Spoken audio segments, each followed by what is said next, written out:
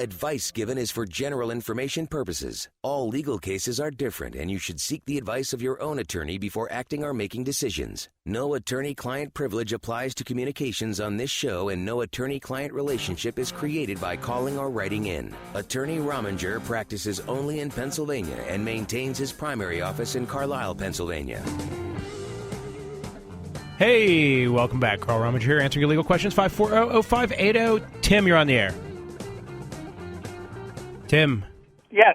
Hello. What's going on? Not much. How you doing? I have an estate-type question, just some basic advice. It's an eventuality that we're all going to die and have to settle estates, but it just seems like you get so many conflicting answers and replies to questions that you ask. My parents are both in their 70s in relatively good health, and they're not afraid to discuss this, but we can't motivate them to do anything about it. And everybody says, well, you should put the farm. They own a farm, and that's their biggest holding, and then they have a few $100,000 in basically CDs, which we can't get them to do anything else because of the safety issue. But everybody says, well, they should put the farm in the children's names. But if one of us children should die before them, then you have another issue. Right. And we're just sort of sitting there, and the clock's ticking away. They have long-term care insurance. Do you have any suggestions? And the other thing is, how do you split a farm between three children? Well, that creates natural problems all the time. Like, does anybody want to stay on the farm, or nobody wants to stay on the farm? I mean, that if you got one kid that wants to stay on farm, then what do you do for the other two kids that want to be bought out? Let's say, right. Those create all their own issues, and there's ways of doing that. But like one very powerful way to do it is to create a trust. An irrevocable trust, and place the farm into the trust, and then have the trust continue to provide for your parents through their lifetime in case they need it, and at the same time a place to live, etc., allow for farming, and then have rules on how everything gets sorted out so that if somebody predeceases, there's ways to do it. The trust also allows for income streams potentially be made off the farm. So, for instance, you could have a scenario where the trust owns the farm, and one of the kids farms it, and then the income stream off the farm gets divided amongst the landowners, which would be the trust beneficiaries, which aren't really the landowners, but they're the beneficiaries of it. And then it can vest in the great-grandkids or the grandkids, or all different formulas you can come up with. And the reason that you get all different conflicting advice sometimes is because all the answers are very dependent on anybody's particular financial position, the lifestyle that they lived, and their family's expectations and what they want to do for them. But, this is the sort of stuff that a lot of people just can't get motivated to do. And I've had a few couples over the years who had great opportunities to use trust vehicles and have chosen not to, either because they just never got around to it, or just as often they just didn't want to give up control of the asset. Well, I think that might be actually a root issue where they say they want to do this, but when it comes right down to signing the paper, they won't do it. Right, and that's a very common problem. I had one time. I had a couple, and I really was so proud of myself because they had like 8 rental properties, and they had some retirements and Social Security income and all this.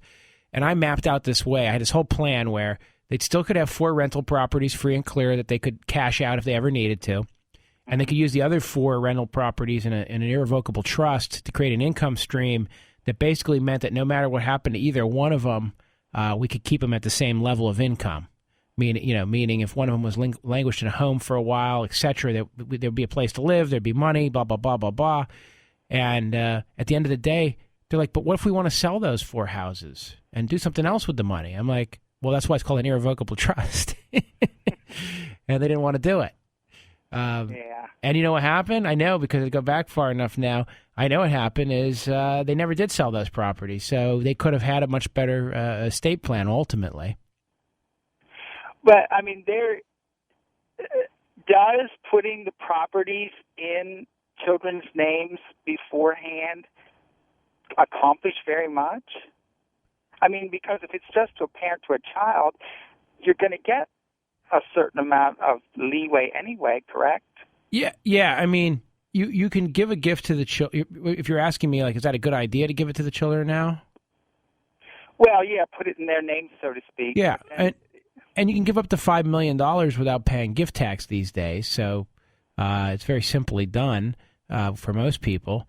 But, like you say, it creates those issues you talked about earlier, which is what happens if one of the children predeceases. What if you put in the children's name and they have a spouse or they marry somebody? That's why the trust document or sometimes a family partnership can be powerful because they can control for things like death, bankruptcy, and spouses. So in that case, it would revert back to a family member? It can all be set up that way, yeah, absolutely. You can set up almost any way you want. Okay. All right? Well, okay, that gives me some more issues to think about. Well, and the answer is what they should do is come in and sit down with somebody, let them go over everything with them, and talk them into signing something. But if they don't want to, they don't want to. What can you do? At least they have long-term care insurance, which is an important point. Right. Okay. Thank you very much. All right. Bye-bye. Yeah, very interesting. 540-0580. Heather, go ahead. Heather.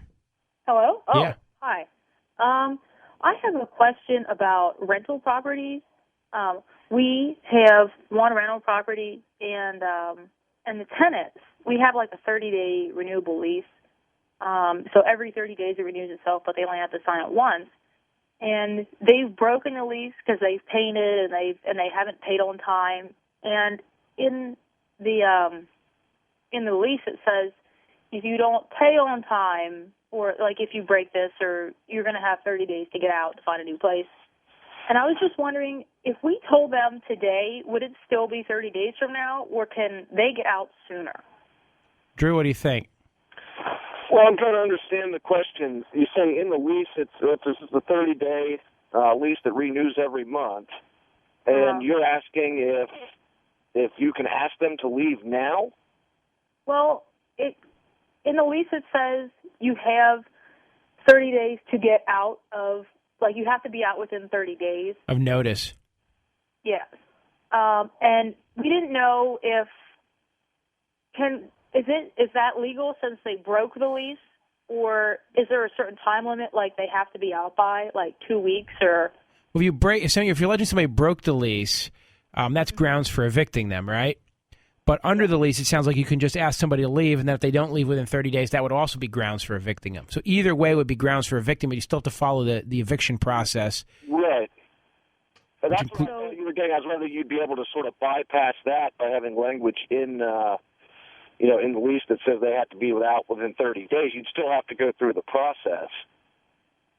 So in other words, they have to be out within 30 days because of the lease, because of the words in the lease, or they have to be out because that's the law, like they can't stay any longer than. No. If the lease says they've got to be out, they got to be out. But if they don't leave, then they become a holdover tenant, and you have to evict them. On the other hand, if they've violated a lease, you can evict them for violation of lease. But it's the exact same process as if there was no lease, and you're just saying they hadn't paid the rent, for instance. Mm-hmm. Yeah, they haven't paid their rent for December. Yeah, so I mean, you could sue them at the district justice level, give them a notice to quit. Under your lease, you should have a provision that says, that the notice to quit's 5 days or whatever it is, or waiver of notice to quit, and then you can just go right to the district justice once you've given the notice to vacate or quit. But I'm just saying, there's nothing magical about this case. Mm-hmm. So does that mean that, I don't understand, how quickly can I say they have to be out of the apartment by, though? Well, you can give them an immediate notice to vacate based on whatever your lease says for notice to quit, but if not, then it's going to be like a 30-day notice to quit or the 30-day term under the lease, most likely. You might be able to do a 15-day notice to quit, but I don't think this time of year you can. Yeah. Okay. So, all right. And Heather, I just tell people, think about it this way. Plan on having them around for 60 to 120 days from when you begin the eviction procedure, if they want to be recalcitrant. Right. I mean, that's sort of the catch. You can ask them to leave, and you can point out in the lease where it says they have to. If they don't, then you're going to have to go through that, eviction to get them out. Yeah. I have a feeling that was probably going to be going on. Okay. All right. Well, thank you for taking my call. All right. Thank you. All right. Bye. 540-0580. Carl Rominger answering your legal questions. We'll talk more when we get back.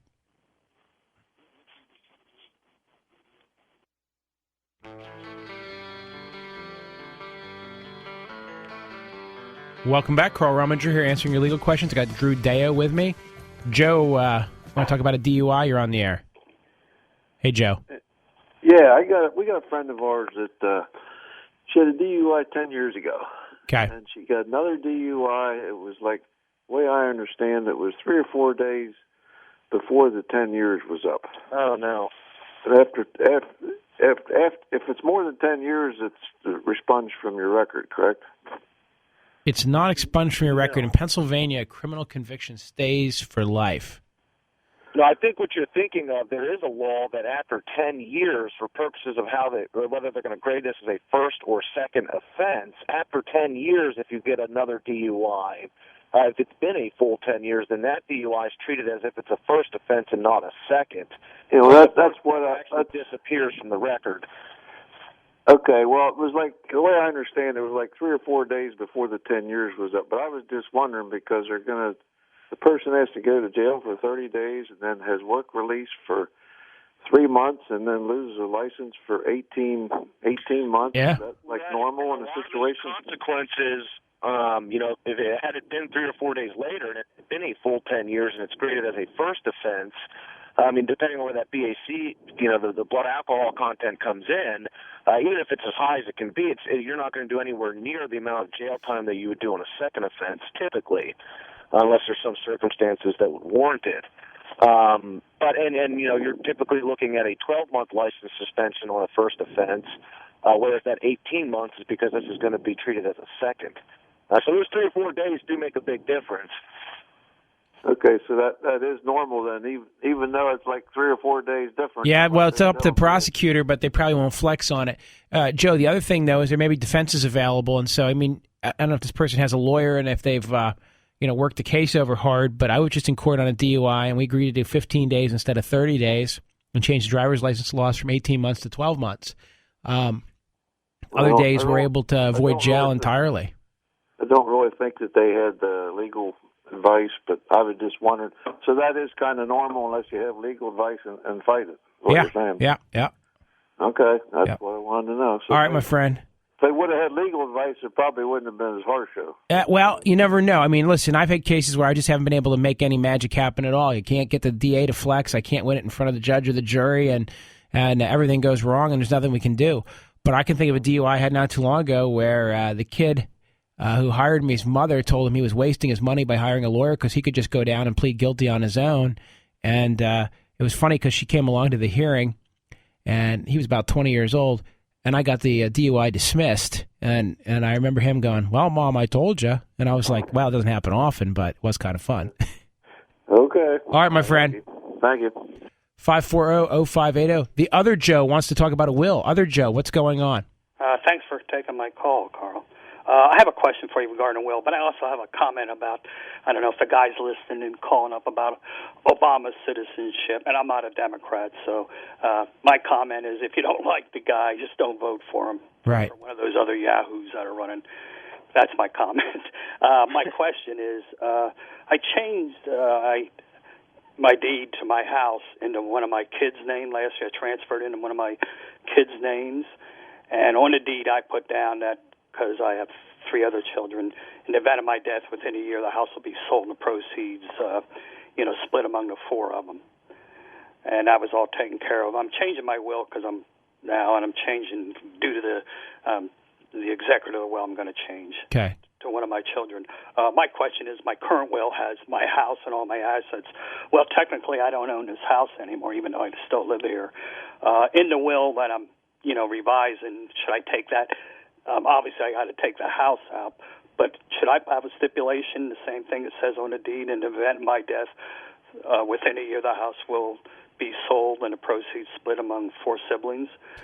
Because I don't own a house anymore. I don't know if I should address that or just... you could address it, but to the extent that you address it, we would consider it probably precatory and call it a lapsed legacy because you don't actually have... Well, that's what I thought. A will is for what you do with what you own. I don't own a house anymore. So it seems unnecessary and precatory.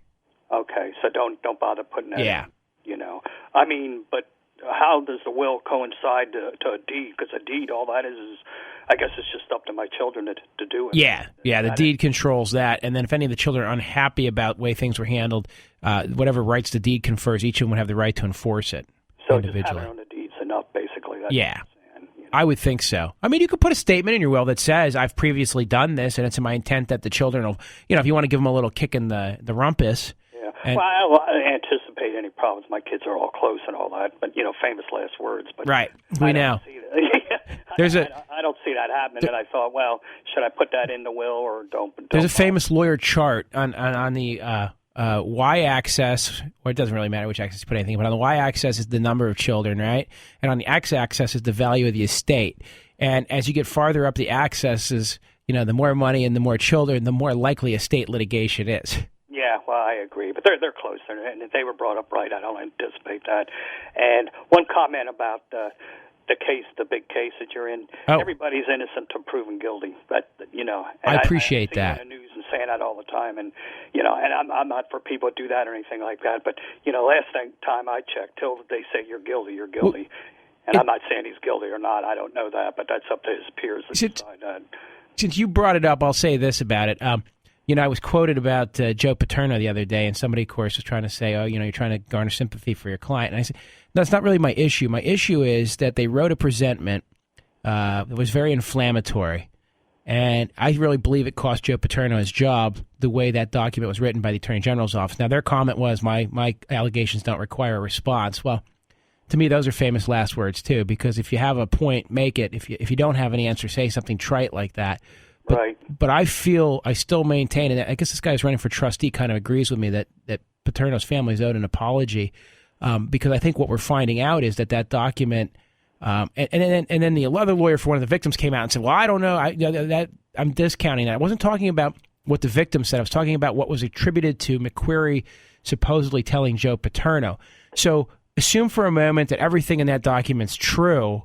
The part that we know is not true is exactly what McQuarrie supposedly told the grand jury, best we can tell, based on all the other information we have, including what he said under oath later. And that's the part that really sucked Joe Paterno into it, and that was my issue. Right. I saw you said that, and I agree with you. If everything in the document's false, obviously we've got bigger fish to fry as well. But my point on that is just that I feel like he was collateral damage, and it reminds me of, in the old days, the president would sit down with the advisors and be like, okay, we need to bomb this terrorist, but we don't want to kill the kid in the house next door. So what's our best option to eliminate or avoid collateral damage? Right. And even if there was no ill intent, there still was a lack of protocol, which is an organization as large and as professional as the Attorney General's office should have carefully vetted that and said, how will this play out in the public and how will this affect? And then I got to go say one other thing. I read the Patriot article about, because I kept saying, how were all these yin-yangs up at the grand jury testifying without counsel, best I could tell? Because if they'd had counsel, I can't imagine they'd said all those things. Well, then when the transcript came out and you see that they had a lawyer, and now you find out that their lawyer's like, well, no, I really wasn't even their lawyer. I was just sitting up there paying attention. Yeah, I saw that in the paper. And I'm going, because I've been in front of grand juries. Do you know how impossible it is to get in that room? They barely want to let you in there when you're the lawyer for the person testifying. And for the excuse to be, I didn't want to say anything because I didn't want to interrupt the grand jury. You can interrupt that at any time you want. The whole proceeding is so chopped up. It's not like it's just ridiculous. I got a big kick out of Penn State saying they're not going to use the tuition or any taxpayers' money to pay any of these things that the insurance company doesn't pay. Yeah, I don't believe a word of that. Well, and they're not going to do that because money's fungible, right? It reminds me of when because in one pocket, how goes out of the other? How do you know? It reminds me when you're behind the guy at the Wendy's, okay, and he's got three coworkers $10 bills, and he's like, "Well, this is Ed's $10 bill, and this is Bill's $10 bill," and you're like, "Hey, guy, it doesn't matter whose $10 bill it is. Just use a 10 for each one." Right. Hey, well, thanks a lot for the call, and I appreciate your show. All right. Hey, thank you. Bye-bye now. 540-0580. Carl Rominger hanging out here with Drew Deo answering your legal questions. Of course, Drew's one of the lawyers in our office, so if you call and I'm not available, Drew's always there, right, Drew? Absolutely. Oh, wait. I forgot. Tell these guys about your trial. I did. This week I did have a 3-day jury trial up in Chambersburg. And it was actually probably the most exhausting trial I've ever been involved in because we ended up sort of having mini hearings within a trial over all kinds of different evidentiary issues and what was going to be admitted and what was not. But then at the end of the day, we got a good result, a fair and equitable result. But it was a great trial, great learning experience. All sorts of tangent issues came out of it. that you just don't see a lot. So it was a unique trial and a successful trial. Yeah, and congratulations on that. I always like to see when we win one, And Drew's probably being more modest because it was one of these trials where the charges were very serious, and if his client had been convicted, he'd probably be going to jail for a very, very long time. Yeah. And while the jury acquitted on one and hung on the other, we, of course, never know what that exact count is. It could have been 11-1 to convict or 11-1 to acquit. But the fact that they acquitted on one and hung on another usually tells me that the count was probably pretty high in favor of innocence amongst even the charge that they hung on. That's what we all were thinking, absolutely. Which is also a good way to scare the district attorney off. By the way, folks, you also get to keep your acquittal, which means if you ever had a trial and you had 3 charges and you got acquitted on 2 and they want to retry you, they can only retry you on the one that you were hung on. If you got an acquittal, you get to keep it forever. Right. Let's see who's next here. Frank, you're on with Carl and Drew. Hello there, Carl. Thanks for taking the call. I live in an apartment complex, and I got a letter from the company that's now going to manage it that they thank everybody, the 50% of the people that live here, for the automatic checking account withdrawal to pay their rent. And for those of us who pay by check, they are now going to charge a $3 convenience fee for paying by check. And, I did a really quick Google search on bank checking, and it's been around since ancient Rome. I don't know that anybody's ever systematically charged for receiving checks, and it's not anywhere in my lease that we reserve the right to charge you for paying by check. Which is not really the issue, but, where are we heading when you get to the point where a landlord says, well, if you're going to pay me by check, it's going to be $3 extra? I forget what bill I just paid the other day, and it said gas charge on it or something. Like they'd added a $12 fee for gas, which had nothing to do with the gas or anything. It was just some way to raise your invoice and claim it was the high gas prices. So it must have been left over from, they must have just kept that rolling since the gas prices were up. But here's my answer. Your lease would have to be modified, right? Because I don't think they can change that term of payment at this point. But it is where we're headed because, they're even talking about now when you want to use the teller, right? Instead of the automated machine, you might have to pay an extra buck at some banks. Mm-hmm. We're headed to a point where people don't want to deal with the mechanics of the checks. And there is let me explain it this way. There is a certain argument to be made, which is if you're a business and 87% of all your payments are coming in electronically and 13% are coming in on paper and whatnot, the cost of those remaining transactions and the efficiencies around them do go up. So the idea is to recoup some money, I guess. Also, banks charge businesses, and a lot of people don't realize this, but you do get a service charge on a lot of accounts. So if you have more than so many checks go through or so many deposits, they'll charge you a fee for each transaction. So that may be part of the issue as well. But it just sounds like they're just gouging some money anywhere they can find it. In fact, I may start doing that in my office now. Such a great idea. I'm sorry to hear that. No, I'm kidding. One of the reasons that, and it's not the $3, it's the principal. There are about 300 units in this apartment complex, which means that $1,000 a month. Yeah. So, and on the other hand, now I work in a business where I get virtually all my payments from insurance. I have to submit to the insurance company, claims to the insurance company, and half of those will be rejected automatically for bogus reasons. You filled in this wrong, and it won't matter. You have to resubmit. So there's another 2 to 4 weeks, and then half of those they'll try and reject too. And then when they finally do cut a check to me, I don't get to charge them an extra $3 for receiving a check. I have to fight tooth and nail just to get the checks. These people get the checks and they want an extra $3 to not only go to the bank but laugh on the way.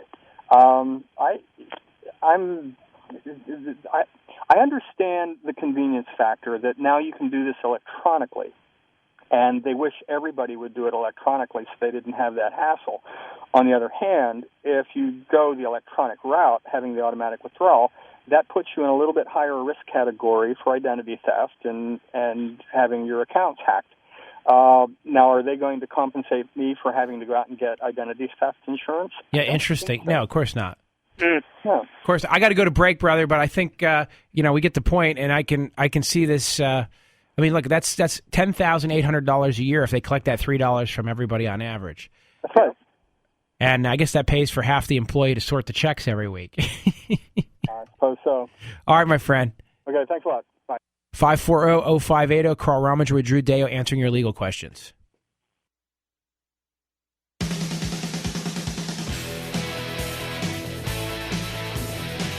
Vroom, vroom, zoom, zoom, zoom that car down the road. You got it. Was I talking with Durgan? And Durgan's like, I got road rage coming up. I got road rage all the time. I'm driving down the road. I keep it all inside me, but I'm like, I don't know, Bob. If you're keeping it inside yourself for all these years and you're driving down the road, it's all going to come out at once. And that's what creates the messy road rage incident. You might as well just let it out once in a while. Throw the bird when you can and, ease your pain as you go down the road. He was saying he drives 75. I always drive the speed limit, Drew. I just want to point that out. Right. Always. And always. Well, it's better than my mother. My mother actually drives the speed limit in the parking lot. So, and what I mean by that is she drives 35 and a 55, and she drives 35 in the parking lot. And I says, Mom, you're supposed to go faster one place and slower the other. But there doesn't seem to be any differentiation. But she's not here to defend herself, so we'll just keep talking about her. Ted, talking about parents, you're on the air. Hey, Ted. Oh, good afternoon, sir. It's my father-in-law is planning to transfer his ownership of his house to my wife and her sister, and my question is, if someone would get injured at their property and people like to sue, are our assets, my home I'm living in, at risk, or since he's carrying insurance, has he got it covered? Oh, wait a minute. So you have a house, right? Yes, my wife and I live in a house. Right.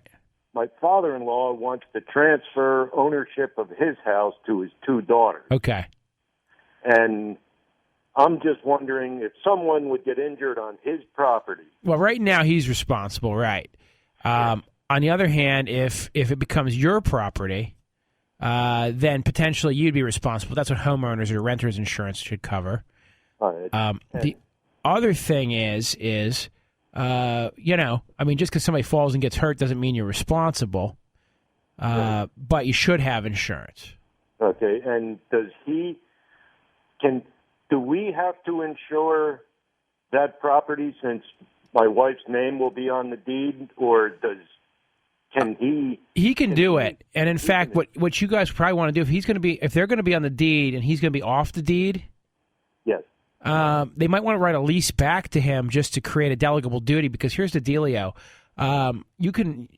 I can lease you a piece of property, and then if the snow isn't plowed or a tree falls or whatever happens, if the lease is written right, the person who's injured can only go for recourse against the person who was living in the house.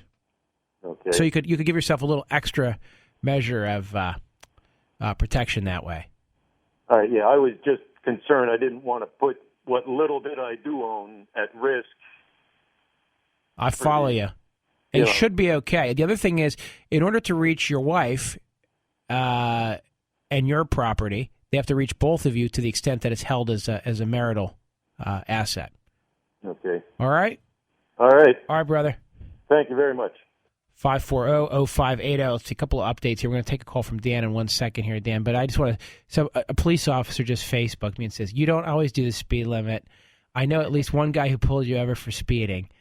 Oh, boy. You know what? Can't get away with nothing. Dan, you're on the air with Carl Rominger. How are you? Yeah, hi, Carl. Thanks for taking my call. Not a problem. I actually have an appointment with one of your people. Well, it's a phone appointment Tuesday morning. Okay. And, I called your firm because I like the advice that you've given. Uh-huh. I've heard over the years. What are you personally involved in all your cases to some extent, or? Yeah, let me give you the answer. Right? I'll call it the honest answer. The honest answer is not every single case, but and how does that work? Well, there's two reasons why I wouldn't be involved in a particular case. One would be because it's relatively simple and routine, and not only was it simple and routine, but the client didn't specifically ask for me, if that makes sense, or ask for my opinion on it. Uh-huh. So even in the small matters, if somebody wants to, and all the lawyers know that if somebody in the office wants to hear from me or wants me to look everything over, I will do that. We also, though, routinely, and Drew will tell you this, I go over everything everybody's working on. So I'll sit down in their office and be like, okay, what are we doing with this? What are we doing with that? Drew, how many times did I stop in your office the other day and go through a list of files with you to bug you, right? I think just 3 or 4 times in one day. We also do. We meet. Usually, we like to do it every week, where all the attorneys will sit down and sort of discuss what's going on. And I think Carl gets a sense of a lot of the cases through that as well. Yeah, and then I run around and that's why they hate when I'm not in court. Because I run up and down the hallway, stopping in, like checking on. Shane's shaking his head over there, checking in on people, going, "Okay, what are we doing? This? What are we doing? That call?" In other words, yes, I'm heavily involved in almost every case of any importance. And I shouldn't say it that way, right? But I'm just saying, like, if you called up and said I have a traffic ticket, and Drew was going to handle it for you, and it was a routine traffic ticket, he's probably not going to run the whole case by me. Right. On the other hand, if it's an estate issue, he may come to me and say, hey, this is what I'm planning to do with this estate. What do you think? And I say, okay. But more importantly, if the client says, hey, I want to meet with Carl and just get his thumbnail, and a lot of times I'll do that. I'll sit down with you and go, listen, here's what we're going to do, and here's why I think so. And by the way, you can pay me $275 an hour to write that, or you can pay Rob $175, but you pick it. Yeah, okay. All right, that answers my question. All right, my friend. That's a good question. Thanks. I never had that one before, actually. All right, thank you. Rob, you're on with Carl and Drew. Hey, Rob. Hey, Carl. Yeah.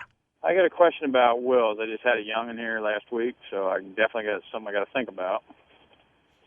Mm-hmm. And how about this legal Zoom online? Is that worth anything, or should I go see a real lawyer? Well, here's the answer. The forms online are okay if executed correctly, and you pick the right one. But they're not always. They're kind of like a one-size-fits-all solution. So if you buy those pants at the store, with the elastic in them, that kind of they might work, but they might not always fit perfectly. You'd be better off to get something custom tailored. Okay. There's an article on RomagerLaw.com in the news section. But I will say this. You have a really easy choice because you can get custom tailored pants for free from Rominger & Associates by going to weekendappointment.com and downloading our free will form, and then you can get a free will. Okay. So now you don't even have to decide, because what happens is you send that thing in and you actually meet with me, and I go over your thumbnail of your estate plan with you, which for most people is just a will. We also talk about powers of attorney and living wills while you're there. Okay. And the simple will is free for you and your spouse. Okay. So that makes it really easy because it's even cheaper than LegalZoom, and you get to meet with a lawyer. All right. Sounds like a plan. Thank you. All right, brother. Weekendappointment.com. Thanks. Bye. I got to go to break, guys. When we come back, we'll keep taking your legal questions, 540-0580. When I get back, we'll be with Earl.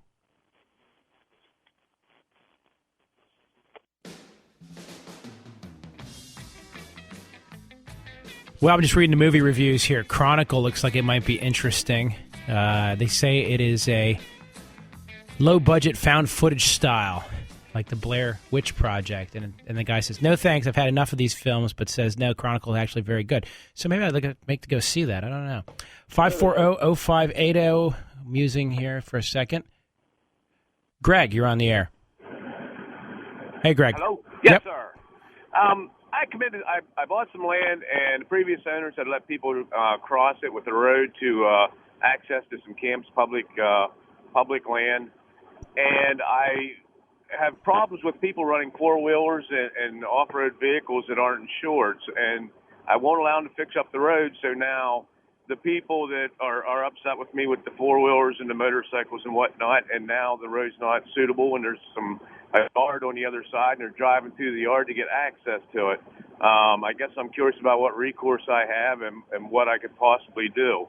The road's been open for several years, so I don't think it's an option to close it. Okay. So, repeat this. You want to use the right of way, or you don't want to use the right of way? Well, there is no written right of way. I guess it's just by use. Okay. Is what they would have claim to. And I have no problem. As long as it's an insured vehicle, I have no problem with that. But I've tried to tell the four-wheelers and the off-road vehicles to stay off, and I've been called a few choice names. Yeah, that's interesting. Right-of-ways are for different uses, and I'm not sure that a right-of-way necessarily has a requirement that it be an insured vehicle. So we'd have to talk about that. It's interesting. Yeah, it's a trail, and on the other side of the mountain where it comes out at, the state has, I guess it's DEP has signs out, 2 of them. One says no SUVs, RVs, or four-wheelers, things like that. And the other one says no uninsured vehicles allowed on this road. And it used to be a road you could go from point A to point B, but now they have block it off in the middle, so you can't do that. Right. But on their land, they have done that. That's interesting. So what we may have is a right-of-way whose only purpose then could be for vehicles that would qualify for that to get there, for those restrictions. So you may be okay. We talk about that. Like I had a case one time where the dairy farmer was coming up over my client's land to bring a milk truck across a right-of-way because his own driveway had rutted out or something. And turns out that the old right-of-way was originally for purposes of a house back there. And so we would say that it was a residential right-of-way and it was limited to residential use, not commercial use. And I was able to kick the dairy truck off the right-of-way, which really wasn't a huge deal, but just made the farmer fix his own driveway. You know what I mean? Yeah. But the point was the case law seemed to suggest that the purpose of the right-of-way, its original use, and the scope of its use are what it's limited for. So you may be okay to do that. But I don't know the answer. But somebody would have to force the issue with you. Well, what is the assumed right-of-way then after so many years? Because there's nothing in writing that says they have a right-of-way to get there. Yeah, well, we have right-of-ways by easement or prescription. I think 7 years will get you there. Historical use. And then we have easements by necessity, etc. But here it just sounds like historical use. It sounds like that's probably been used for a long time. Yeah, it has been in use. So, but you could limit them. It's just that, are they going to fight with them or not?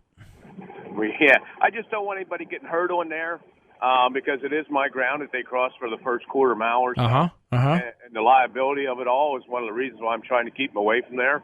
Right. It's interesting. Interesting. I don't know. I guess the answer is then you have to sue each one of them, right? Or you can just put up a gate. That's the old famous one. But once you put up the gate, then you got to let the people who can get through or should be able to get through. That's a possibility, yeah. And then that creates a whole separate issue. Yes, it does. So you might be better just to post it, maybe like a warning sign, like no, and that way if they trespass, at least they're trespassers. But because it's a right-of-way that they're using, your liability is going to be very minimal. I mean, people are always worried about liability, and I understand, trust me, that the lawyers will try to figure out how to drag you in. I mean, I would sit around and try, trust me. But odds are they probably can't. Make sure you have homeowner's insurance or just general liability insurance on the property. All right. All right, brother? Thank you very much. All right, thank you. Let's see. Earl, you're on with Carl and Drew. Hi, Carl. Thanks for holding. Question for you. I was awarded a judgment against some tenants. And I thought about it for a while. I thought, well, I'm not really into making people's lives any more miserable. But then because of ways other things went down, here's my question. How long do I have to exercise the judgment? Well, I think you have 5 years before anything has to be done with it. But ad infinitum after that, I think you can revive it or record it or refresh it at any point. So it sticks around. And when I was listening last week, I guess you charge like half. You do it on contingency or whatever? Yeah, absolutely. Okay. I'm going to give your office a call next week then and then move on this judgment. All right. Be happy to help you. And by the way, landlord-tenant judgments we can garnish these days. I'm sorry? We can garnish wages with landlord-tenant judgments these days, so they're very much more powerful than they used to be. Yeah. All right. I'll get with you guys next week. Should I go ahead and file it first and then get with you? Or? Get with us first. It is in Dauphin County. Yeah. So. Okay. Very good. All right, my friend. Thank you. Thank you. Bye-bye. We did put up on Facebook, by the way, I put a picture up of an unknown substance that we've now identified that we found here. We think R.J. Harris left behind. So if you want to find out what the leafy green substance was, you can... what's that? It was a leafy green substance. It was a leafy green substance in a little baggie, and I have a picture of it on my Facebook page, but then I have a picture with the identification paperwork next to it. So if you're a police officer and you thought you had a chance to arrest me over the possession of leafy green vegetables, it's just not going to happen. Sorry, Harvey, I ran out of time for you, brother.